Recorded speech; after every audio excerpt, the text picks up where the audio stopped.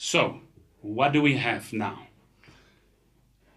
Our inclusive principle for complementary events, mutually exclusive, so therefore the P of A and B is 0. Exhaustive, the P of A or B is equal to 1, which will now give us that the P of A plus the P of B is equal to 1. Now there's just one last comment that you must please take note of, and that is that we want to bring in another word or concept here. So if I ask you in this drawing, what is not A? Now not A means, if I, exactly what I just did, I put my hand over A, what will be left? And as you can see on the drawing, it's very clear. It is B. So I may now say that not A is equal to B. So everyone with me? The same way I can ask you what is not B, and you will tell me it is A. Remember, these two events are complementary. Remember, complementary means they mutually exclusive and exhaustive.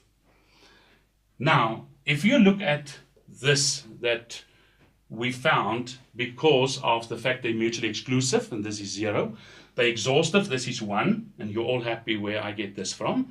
Now I'm going to do a substitution.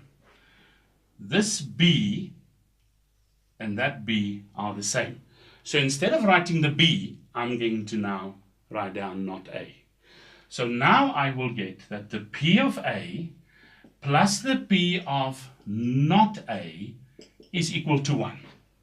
And I want you to think with me, and I hope you agree that this makes sense and it is true. So the P of A plus the P of B is equal to 1. That's what we said. But now I just change my language a little bit and I say the P of A plus the P of not A, which is B, of course is also equal to 1. And if we now manipulate this and I keep this P of not A on the left and I move the P of A to the right hand side, then I find a very, very important rule in probability, which is the probability for something not to happen is 1 minus the probability it will happen. So the P of not A is equal to 1 minus the P of A. And this rule, of course, very important, but very simple to understand and also not that difficult to use.